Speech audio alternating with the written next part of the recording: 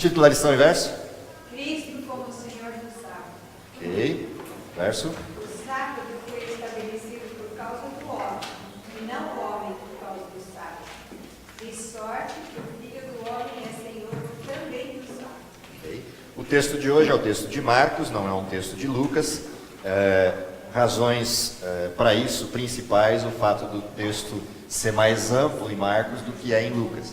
Lucas só cita o finalzinho do texto. Tá? Eu sou o Senhor do sábado. Em situações de milagres que Jesus executou. Marcos mostra a cena inteira. Todo o processo do argumento, ou seja, o processo inicial do cruzamento entre o sábado ser feito por causa do homem e não o homem por causa do sábado, dando sentido à criação do sábado. E depois, sim, o Filho do Homem é Senhor do sábado por causa disso. Então, como o texto é mais amplo em Marcos, ele mostra tudo o que estava atrás desse tema para a gente discutir. Antes da gente discutir propriamente esse tema, vamos para o auxiliar da lição. Vamos tentar entender quais são os objetivos dessa lição que a gente vai estudar. Então, o primeiro objetivo é o objetivo de conhecimento. O que a gente tem para aprender nessa lição sobre Cristo e o seu relacionamento com o sábado? Como Jesus se relacionava com o sábado. Ou seja, eu olho para o Cristo homem e entendo como ele agiu para com o sábado. Mas eu também olho para o Cristo Deus e entendo qual é a sua relação com o sábado. Entendendo essa relação completa, o Cristo Deus, Criador do sábado, e o Cristo homem, cumpridor e seguidor do sábado, eu consigo a dimensão completa do significado do sábado. E isso é uma coisa importante para se observar nessa relação de Jesus com o sábado. Segundo, qual é o sentimento de entender essa relação? Sentir a importância da observância do sábado. Ou seja, se eu entendo completamente essa relação de Jesus com o sábado, eu vejo o quanto ele é importante para mim, dá significado ao sábado. Eu entendo essa importância, e entendendo essa importância, para onde eu vou? Qual a minha prática? Descobrir o significado e a bênção do sábado. Isso só tem um jeito de fazer, qual é? Passar por ele. Eu só descubro a bênção do sábado vivendo o sábado. Eu só descubro o significado do sábado vivendo esse significado. O sábado não é teórico, é prático. Só vou sentir a bênção, só vou descobrir a bênção se eu vivenciar o processo. Então, o objetivo da lição é esse: entendimento de como Jesus se relaciona com isso. Entendendo esse relacionamento, eu vou para a importância, dou importância a isso, e aí vou para a prática, vou usufruir disso. E aqui vem uma coisa curiosa: por que é importante entender o relacionamento de Jesus com o sábado? Jesus é nosso o quê? Oi? Antes de ser exemplo. Se eu olho para trás, ele é criador. Se eu olho para frente, ele é o quê? O meu redentor, o meu salvador. Que fez isso por sua infinita graça. Quando eu entendo qual o relacionamento desse Cristo da graça, desse Cristo salvador, desse Cristo, vou pôr entre aspas, bonzinho que me salvou, com o sábado muda de sentido. Ele sai de um sentido legal ou legalista para um sentido relacional e de amor.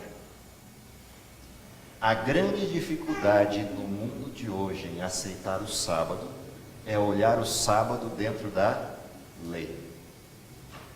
E se esquecem de que o sábado é anterior à lei. Ele está na lei por esquecimento e incompetência humana. Por isso ele começa: lembra-te do dia do sábado. Mas o sábado é anterior à lei. Se eu entender que relação existe entre o Cristo da graça, o Cristo da salvação, o Cristo redentor e esse dia chamado sábado, eu vou entender o significado completo dele e por que ele é anterior à lei. E portanto ele assume um novo significado no coração daquele que foi salvo pela graça, desse Cristo que nos salvou. Por isso esse relacionamento é importantíssimo de ser compreendido, não só no escopo humano de como Cristo lidava com o sábado, mas no escopo divino de qual o relacionamento desse Cristo eternamente com o sábado. Portanto, esse é o alvo principal a ser atingido para a lição dessa semana: olhar para a prática e olhar para do surgimento do sábado. Por isso o verso áureo. Por isso eu não posso pegar só a primeira, a última parte do verso, eu sou o Senhor do sábado. Mas eu tenho que pegar essa estrutura inteira, que é o sábado foi feito por causa do homem. E isso dá uma outra dimensão. Leva o sábado para o momento criação e não o sábado para o momento lei. Não que a lei não seja importante, ela é. Ela é o paradigma que me faz perceber o pecado. Mas o sábado não nasce ali. O sábado nasce lá atrás. Olhado isso, visto isso, então vamos para a lição. A lição vai percorrer algumas questões. A primeira questão interessante que a lição traz à tona, como provocação, é o fato do número de vezes que Lucas menciona a questão do sábado. Tanto em Atos quanto em seu evangelho, na sua versão do evangelho para o mundo gentílico. Por que é tão importante para Lucas mencionar o sábado e não era tão relevante para Mateus, por exemplo, mencionar o sábado? Mateus escreve para hebreus, Lucas escreve para gentios, que não tinham que cultura e que conhecimento? O sábado. O sábado não é conhecido para o mundo gentílico, mas é absolutamente conhecido para o mundo judeu, para o mundo hebreu. Portanto, Lucas traz à tona essa questão diversas vezes, como um processo até de criar a cultura e demonstrar de que forma essa coisa que parece cultural no mundo hebreu vai além da cultura e, portanto, atinge todos os povos. Por isso a preocupação de Lucas de trazer à tona esse evento. Nós somos pecadores, já nascemos pecadores, mas o mandamento do sábado no dia do sábado para santificar. Como eu posso santificar? Vamos olhar no exemplo de Cristo e a gente vai entender. A lição traz à tona, logo depois que fala disso, o exemplo de Jesus. O que Jesus costumava fazer no sábado? Curar, pregar. O que Jesus sempre fazia aos sábados? Ia à sinagoga para fazer o quê? Ele ia lá para ler a palavra, ouvir da palavra e partilhar da palavra. Portanto, o costume de Jesus aos sábados era fazer o quê? Ir à fonte. A fonte é Deus. A fonte é a palavra de Deus. Uma vez abastecido com a fonte, o que ele faz? Ele sai dali e agora ele faz o quê? Partilha com as pessoas do que ele aprendeu, do que ele ouviu, do que ele entendeu. Ele partilha de que jeito? Pela palavra e pelo exemplo. E esse exemplo é um exemplo na direção prática. Qualquer um que viesse a ele procurando salvação, ele entregava a salvação que ele buscou lá. Lembra que Jesus está fazendo isso na forma exemplar, porque a salvação é ele mesmo. Mas no modelo de exemplo que fica para nós, eu vou à fonte, pego da mesma palavra e entrego. E entrego de que jeito? Eu entrego pela fala, eu entrego pelas ações. Portanto, o que é santificar o sábado? Santificar o sábado é dar prioridade àquele que é o Senhor do sábado. Isso é santificar. Eu ainda não vi nessa situação, mas podemos dizer que Jesus ele não curava na sinagoga, sempre as curas foram fora do templo. A gente até poderia fazer isso, mas qual é o risco que a gente corre? O risco que a gente corre ao fazer isso é dizer que ele não poderia curar na sinagoga. Esse é o risco paralelo à afirmação. Eu prefiro dizer o seguinte: os sujeitos que precisavam de cura estavam fora da sinagoga. Essa é uma outra visão. Os sujeitos que estavam dentro da sinagoga achavam que estavam curados e que eram sãos. Nesse sentido, sim, eu acho que esse exemplo é muito pertinente. Ou seja, quem precisava de cura estava do lado de fora. Quem estava do lado de dentro precisava da cura, mas não queria ser curado. Por isso ele curou lá fora. Porque se quem tivesse aqui dentro levantasse a mão e dissesse: preciso de cura, o que Jesus teria feito? Porque ele veio para os seus, e os seus não o receberam.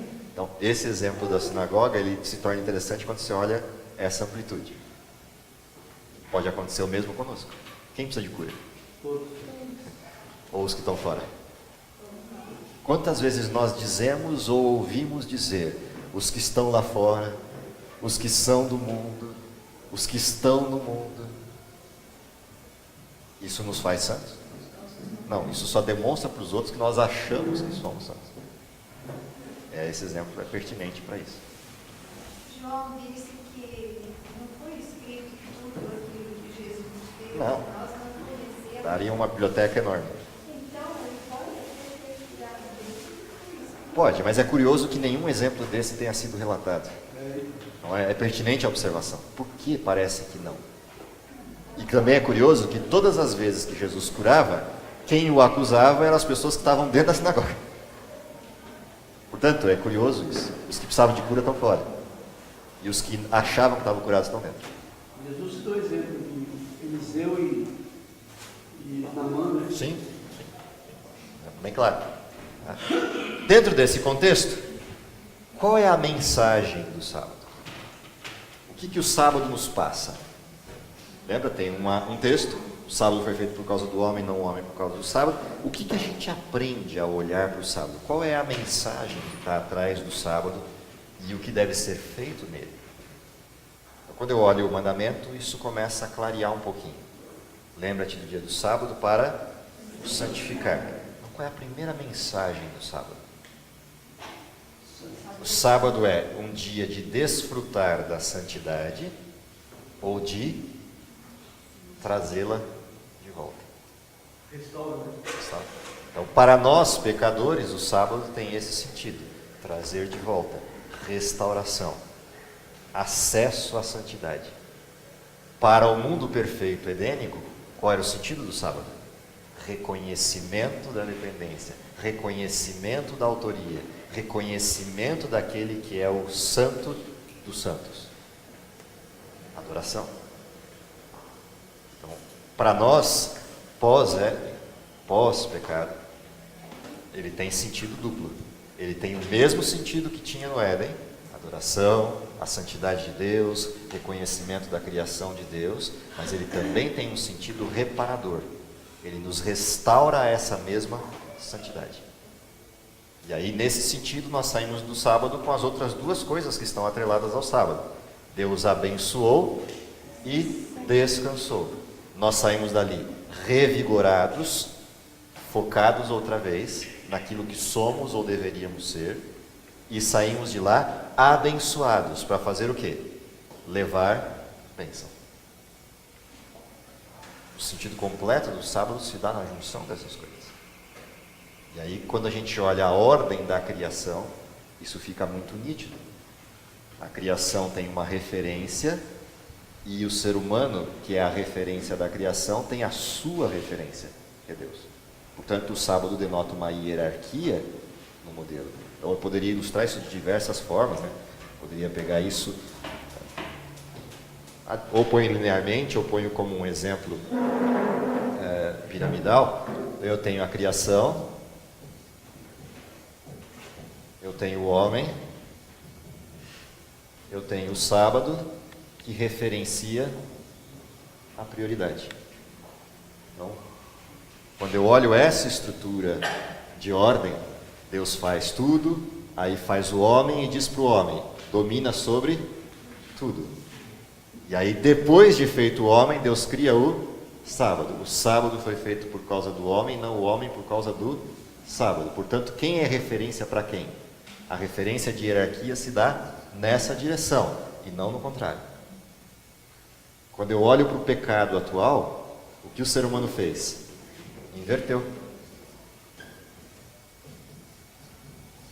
Fez isso aqui. Onde está o Deus do ser humano hoje? Na criação. Por N discursos. Ecologia, idolatria, qualquer que seja o discurso que eu adote, o modelo está aqui. Para aqueles que não colocam Deus na existência, a criação vira o Deus. Leis naturais, ciência. E aí o centro de todo o processo passa a ser o quê? O homem. que isso aqui não existe, isso aqui não existe. Portanto, só tem isso e isso. Como esse tem mais competência do que esse, ele passa a ser o Deus. Portanto, o sábado garante a minha percepção de que eu não sou Deus, de que há um Deus. Ele garante a minha percepção de domínio desse Deus. E aí tem sentido a frase de Jesus: o sábado foi feito por causa do homem, não o homem por causa do sábado, e eu sou o Senhor do sábado, porque fui eu quem criei tudo, o homem e o sábado.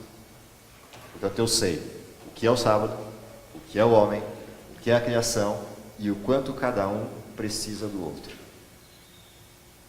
O Papa, uns tempos atrás, declarou que o Big Bang ele foi ratificado pela Igreja Católica, né? Tirando essa criação instantânea de Deus praticamente e espiritualizando a criação. Sim. Pelo processo de evolucionismo. E por que a nossa igreja está usando Bíblia e a intenção desse povo religioso é fazer uma Bíblia feita com versos, tentando tirar esse processo da criação de 7 semanas, de 7 dias, tentando criar um livro, tentando tirar da nossa. Eu só não entendi o adotando Bíblias. Existe, por exemplo, nós temos na nossa Bíblia, praticamente todos os nossos livros aqui, Bíblias que têm, traduções estranhas. Nós temos os textos preceptos, né, que praticamente é o... Não, tudo bem, eu entendi. O que eu estou entendendo é o seguinte: quando você fala adoção de Bíblias, nós não temos um processo de adoção de Bíblias como igreja. Por isso que eu estou achando estranho a observação. Nós deveríamos de ter, porque... Na realidade, nós temos conselhos para a igreja de quais são as melhores traduções a serem adotadas classicamente pela igreja. E quais são os problemas nas traduções que têm esse tipo de abordagem. Isso a gente tem como conselho. Mas a gente não adota esse tipo de Bíblia como modelo eclesial. Quais são as Bíblias recomendadas para estudo na igreja? São duas, hoje, recomendadas. A clássica, João Ferreira de Almeida, e a nova, a NVI, Nova Versão Internacional, que nada mais é do que uma revisão de alguns erros de tradução, ou coisas do gênero, com uma melhor tradução num português um pouco mais fácil para quem vive hoje e não viveu na minha época de escola. Tá? Só isso. Mas ela não é uma Bíblia no sentido de contemporizar com modelos ecumênicos dessa natureza. Agora, você tem Bíblias que fazem isso. Exemplo, Mensagem, Bíblia Viva, etc. Essas Bíblias são perigosas para estudar, porque elas são interpretações da Bíblia, são paráfrases da Bíblia. E quando você pega uma paráfrase, aí sim, eu concordo, o gênero, número e grau, que você tem um problemaço na mão com o estudo da Bíblia.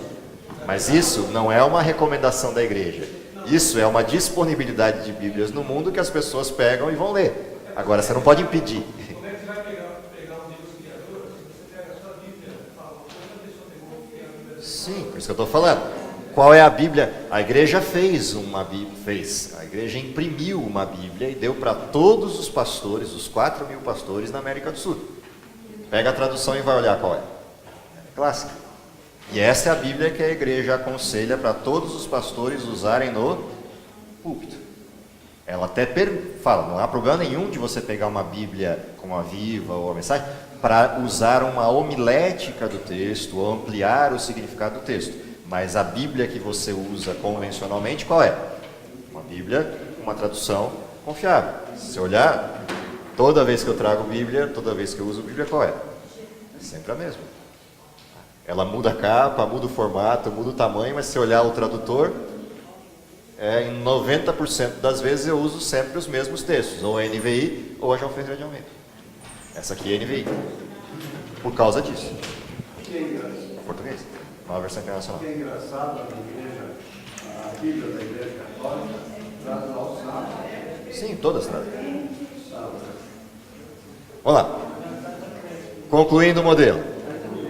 Próximo fato, depois de a gente olhar para Jesus e o seu costume de frequentar a sinagoga, vem o processo das curas. Por que Jesus curava pessoas no sábado? Por que Jesus curava pessoas no sábado? Percebe que toda vez que a gente pergunta isso, a gente olha o processo ao contrário, a gente olha o resultado e não a causa? Por que Jesus curava as pessoas no sábado? Porque as pessoas precisavam de cura, só por isso. Jesus não curava as pessoas no sábado por causa de provocar os outros. Jesus não cura, isso poderia até acontecer, mas não é por isso que Jesus curava no sábado. Ele curava no sábado porque a pessoa procurou ele para ser curada naquele momento. Ponto. Não era só no sábado. Qualquer momento que alguém procure salvação, o que eu tenho que fazer? Salvar. Ponto. O caso que ele usou com respeito aos animais. Sim. Mesmo caso. Por aí, com o animal. Eu tenho um animal em casa. Qual é a minha responsabilidade no sábado com esse animal? Cuidar dele. Ponto. Por quê? Porque ele não se cuida sozinho. Pelas condições que a gente está criando esse animal. Se ele estivesse em um ambiente livre, animal em ambiente livre se cuida sozinho. Você precisa ordenhar a vaca criada livre? Conta para mim, precisa? Mas se eu criar em confinamento, o que acontece? Ela aumenta a produção de leite. Aí eu me obrigo a ter que fazer o quê? Ordenhar, senão ela morre. Vai ter febre, vai morrer. Mas o problema não é a vaca, o problema sou eu. Eu estou criando a vaca. Portanto, eu assumi a responsabilidade de cuidar dela. E eu tenho que cuidar. Exatamente. Por quê? Porque eu cuido dela. A mesma coisa com o ser humano. Se o ser humano é mais importante do que a vaca, e ele precisa de ajuda, o que eu tenho que fazer? É isso que Jesus ensinou. Agora, Jesus curava porque a pessoa precisava de ajuda, não porque ele ia provocar alguém. Se alguém pedisse ele no domingo, na segunda, na terça ou na quarta, ele ia fazer a mesma coisa. Por isso que ele responde: é lícito fazer o bem no sábado. Aliás, o sábado tem esse sentido, mais do que qualquer outro. O sábado tem esse sentido. O sábado é relacional. E se o modelo relacional de Deus está baseado no amor, sábado, por excelência, é o dia de demonstração plena de amor. Por quê? Porque no sábado eu desligo de mim. E aí a única coisa que tem que aparecer é o quê? O amor de Deus. Portanto, por excelência, o sábado se torna isso. O que não estava acontecendo com o mundo hebreu. O sábado era um dia de reclusão e de ascetismo. Se alguém precisasse uma vírgula de você no sábado, você dizia: ó, só na segunda, só no domingo. Não. O sábado é um dia onde eu me desprendo de mim mesmo e o amor de Deus se manifesta. E uma das questões que envolve o amor de Deus é a salvação das pessoas. Fala lá. Mas é, um forte argumento das pessoas da sua igreja é justamente falar que assim, eu tenho que demonstrar amor todos os dias, não só no sábado. Sim. Você fala isso na pessoa de outra igreja, eu posso esquecer essa. Sim. Aí a pessoa vai falar: eu tenho que demonstrar amor todos os dias. Sim. Só que todos os dias você demonstra amor, mas está preocupado com que coisas? As suas. No seu trabalho, no seu sustento, nos seus problemas. No sábado eu bloco a agenda. E a agenda passa a ser de quem? Deus. Ah, eu tenho que procurar Deus todos os dias. Sim. Agora você procura todos os dias, o dia todo? Essa é a pergunta que eles não respondem. Você procura Deus todos os dias, o dia todo? Não. Durante 6 dias na semana, você procura Deus, você faz o bem, mas o foco está em você, nas suas coisas. Agora, no sábado, a tua agenda parou. E o foco está em quem? Em Deus e no próximo, durante todo o dia. O dia todo. Essa é a diferença. Essa parada, esse momento de blocar, esse dia não é seu, é meu. Essa parada no 7º dia, para um dia que é de Deus, me traz a referência de que eu também sou de Deus. Que eu vou perdendo ao longo da semana, pelas preocupações que eu tenho com as minhas coisas. Isso o mundo evangélico não consegue responder. Quando que você paria de Deus completamente? Essa pergunta não está respondida. E de Gênesis a Apocalipse isso é imperativo. O fato do médico, do enfermeiro trabalhar no sábado, ele está demonstrando isso, esse amor? Depende. Você está trabalhando por uma questão de emergência ou você está trabalhando por uma questão eletiva? Você está trabalhando por causa de não perder o emprego e manter sua estrutura funcional, ou você está trabalhando porque você foi chamado e bipado numa emergência que chegou um sujeito atropelado e a sua especialidade não tem ninguém próximo para ajudar? Tudo depende do que está acontecendo. A gente confunde muito facilmente essas coisas. A gente começa a dar vazão por explicações politicamente corretas para coisas que são incorretas. Isso é muito fácil de acontecer. Muito fácil mesmo, principalmente nessas que são chamadas de zona cinza do atendimento. É obrigação de um médico salvar o seu paciente? Ela é uma obrigação legal, mas acima de tudo é uma obrigação divina. E Deus lhe deu um dom, lhe deu um talento para você exercer. Agora, misturar isso com atividade funcional é o que eu tenho que me policiar. Eu tenho que entender que uma coisa é a atividade eventual e a atividade emergencial, a outra é a atividade funcional e rotineira. Ou seja, é correto eu dar plantão no sábado? Está fora de contexto. Sabe, a gente confunde facinho as coisas. É porque tem gente que faz o plantão e aquele dinheiro recebe todo. Mas ele faz o plantão por que motivo? Porque ele está na escala e se ele não for na escala ele perde emprego. Portanto, ele está misturando as coisas. E ele usa uma justificativa legítima, atender o bem, para justificar uma atitude ilegítima. Porque o outro sujeito que perdeu o emprego porque pediram para ele que ele trabalhasse ao sábado, ele falou, eu não trabalho ao sábado. Ele perdeu o emprego. Eu, como tenho uma desculpa para trabalhar, eu me escondo atrás da desculpa. E vou mentindo para mim mesmo. É diferente de eu operei meu paciente na sexta-feira e ele precisa que eu passe lá para fazer revista no sábado, para fazer a visita no sábado. Mas eu estou indo lá por uma questão de salvar a vida desse sujeito. É diferente de eu fazer um plantão eletivo e ficar lá o dia inteiro, noite inteira em plantão eletivo, num hospital, ou numa clínica, ou em qualquer coisa que seja. Eu tenho o direito e a condição de definir o plantão. Isso está na minha autonomia, não está na autonomia do hospital. Sou eu que escolho. O que eu não posso é tampar o sol com a peneira e usar uma justificativa legítima para atestar o que não é legítimo. Então, estou falando de hospital e médico como exemplo, mas tem outras profissões que fazem a mesma coisa. Tem outras profissões que fazem a mesma coisa. Portanto, de quem é a responsabilidade de aceitar ou não o processo? Eu sou o responsável. Se eu não assumir essa responsabilidade, a passos largos, eu viro um sujeito politicamente correto. Isso se transfere para todos os aspectos da vida, não só para a profissão. Pastor, vamos dizer, eu sou um profissional de saúde, entrou em 2 empregos. Sim. Um no hospital adventista e outro no hospital fora. No hospital adventista eu tenho que cumprir o emergência ou não, tem lá o meu plantão. Sim, por quê? Porque o hospital está aberto. Aí eu chego no senhor e digo, escuta, o que eu posso no hospital adventista? Fácil. Dar plantão Facinho. e lá no outro eu não posso. Facinho. Vou pegar o exemplo que me perguntaram ontem à noite, não nada a ver. Perguntaram, eu posso ser policial? Posso ser qualquer coisa. É jogador de futebol, senhor. Posso ser qualquer coisa. Agora, aquilo que eu escolhi ser, quem escolheu? Eu. Então vamos lá. Tinha policiais em Israel? Tinha guardas nos muros? Por que o guarda no muro podia trabalhar em Israel, mas ele não podia trabalhar em Babilônia?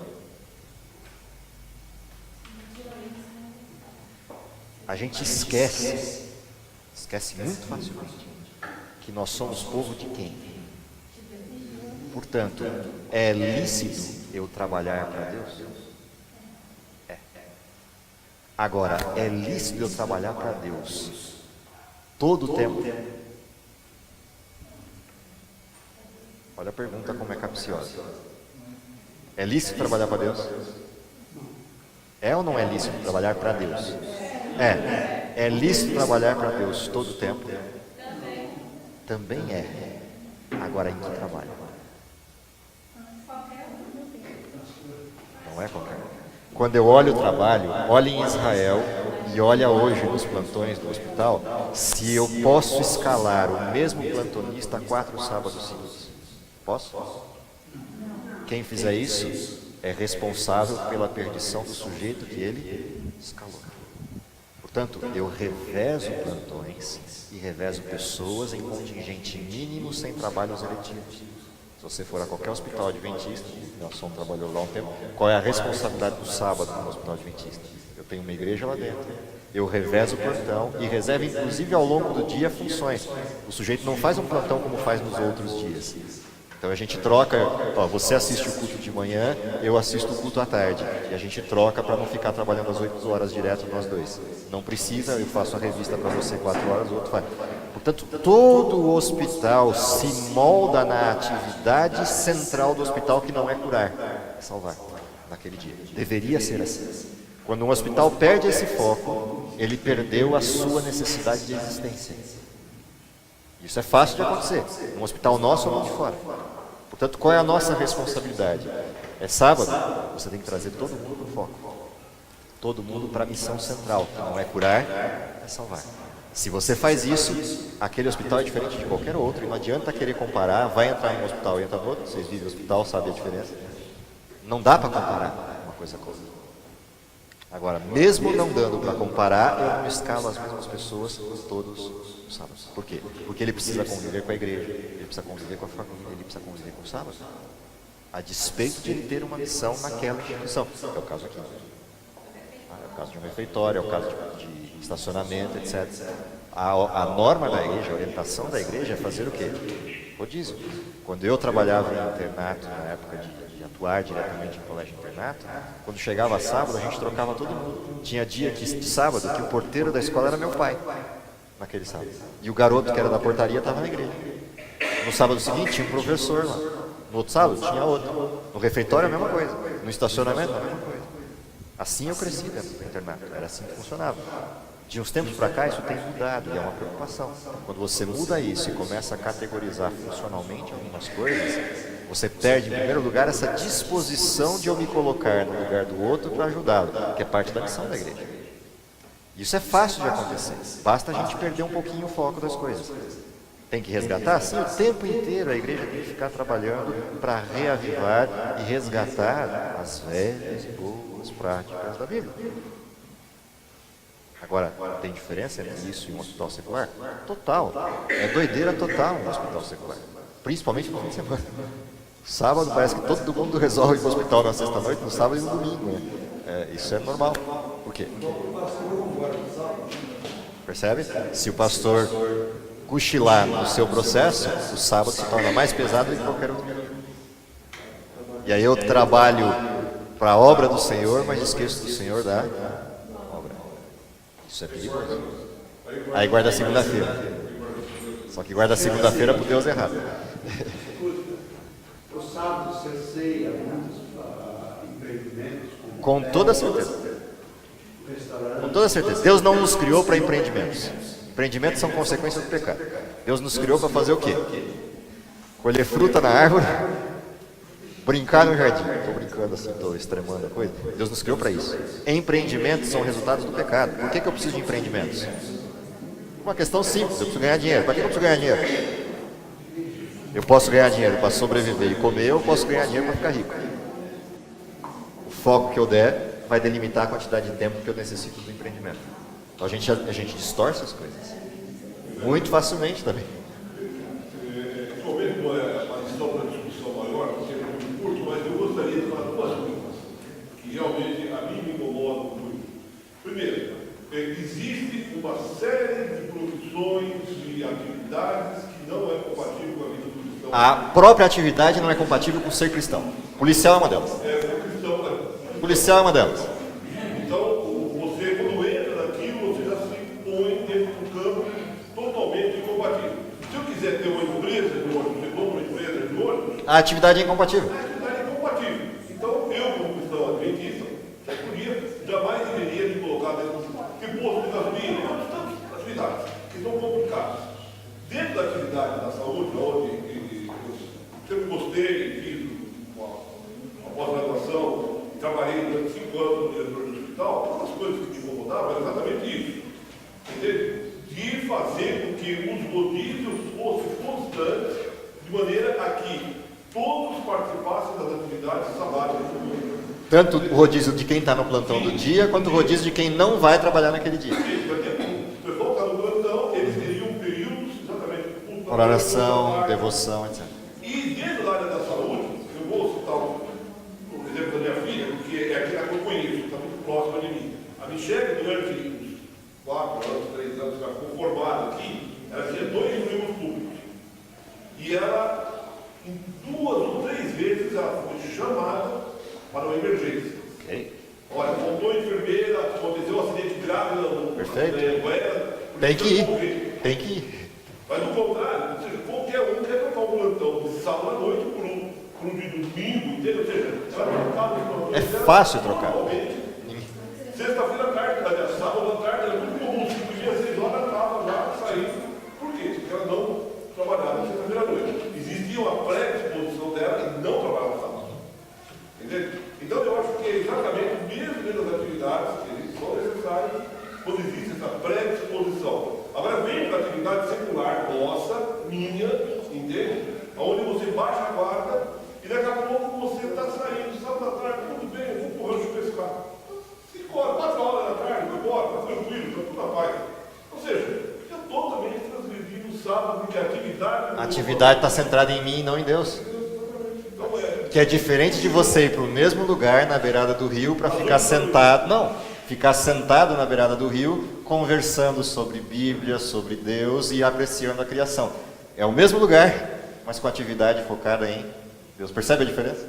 mas e tem mais ainda? Digo para você o seguinte: e o indivíduo que gosta de pescar, que vive a pescaria, ele não deve ir na barranca do rio no sábado. Com toda certeza. Ele vai falar de pesca. Sim, exatamente. Portanto, você tem que se policiar nisso. Tá? Tem que se policiar nisso. É parte do processo. Ele pode até pôr as varas no sábado, eu vou ficar sentadinho lá esperando o pôr do sol. Esquece. Nem vai. Por quê? Porque vai perder o foco. Não tem jeito. Bom, como é que a lição termina? A lição termina com uma proposta, tá? Com uma proposta de foco. Eu vou terminar com um texto que está lá na lição de sexta-feira. Ele diz assim: nenhuma outra das instituições dadas aos judeus os distinguia tão completamente das nações circunvizinhas como o sábado. Era a intenção do Senhor que sua observância os designasse como adoradores seus. Seria um sinal de separação da idolatria, ligação com o verdadeiro Deus, mas a fim de santificar o sábado, os homens precisam ser eles mesmos santos. Portanto, o que o sábado acaba provocando como reação no ser humano?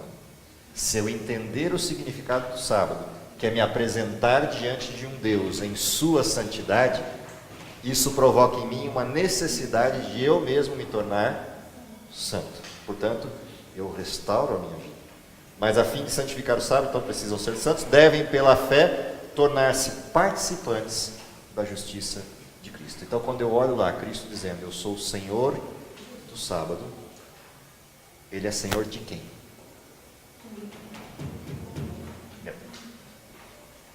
Reconhecer o sábado é reconhecer que Cristo é meu Senhor. Agora traz isso para o contexto de Apocalipse e vê a pergunta dos sujeitos que se achavam de Cristo. E Cristo diz, apartai-vos, não os conheço. Entende? Reconhecer Cristo como Senhor é obedecê-lo. Daí a preocupação de João, no capítulo 2 da carta 1 de João, em dizer o quê? Aquele que ama a Deus, guarda os seus mandamentos. Mandamento não é uma questão de legalidade, não é uma questão judicial. Ele pode se tornar uma questão judicial se eu for pecador, porque a lei aponta o pecado. Mas se eu sirvo a Deus, mandamentos deixam de ser uma questão judicial para ser uma questão de amor. Eu amo a Deus, por isso faço o que Ele me pede, porque Ele só me pede coisas boas, só me pede coisas fáceis. Fáceis no sentido de, é Ele quem empodera para fazer. Portanto, não é meu poder, é dele, portanto é fácil. Deus só pede coisas que são para o meu benefício. Ele só quer o meu bem. Então eu sirvo a Deus e obedeço a Deus, porque eu amo Deus e sei que Ele me ama e Ele não me pede nada que vai me prejudicar. Aí o mandamento muda completamente o sentido. Essa é a dificuldade do mundo evangélico atual. Essa é a melhor forma de ilustrar a resposta para que o mundo entenda que Deus não deixa de ser Deus por ser meu Salvador. Deus não deixa de ser Senhor por ser meu Salvador. Muito pelo contrário. Por ser meu Salvador é que eu entendo o quanto Ele precisa ser Deus e o quanto Ele precisa ser meu Senhor. Porque eu só faço besteira. Isso muda completamente o foco. Que Deus nos abençoe. Que entendendo isso, possamos servi-lo de forma adequada. Querido Pai que está nos céus, te agradecemos, em primeiro lugar, pelo dom da vida, pela oportunidade de termos chamado os teus filhos, mas principalmente pelo chamado. O chamado para essa missão maravilhosa, que é partilhar aquilo que Cristo fez por nós com aqueles que ainda não conhecem. Dá, Senhor, que pelo exercício da missão, pelo derramamento do teu Espírito, pela capacitação que vem de Cristo, possamos abreviar a tua vinda, disseminando a tua mensagem e trazendo esperança ao mundo. Isso te pedimos, confiado nos méritos de Jesus, e é em nome de quem oramos. Amém.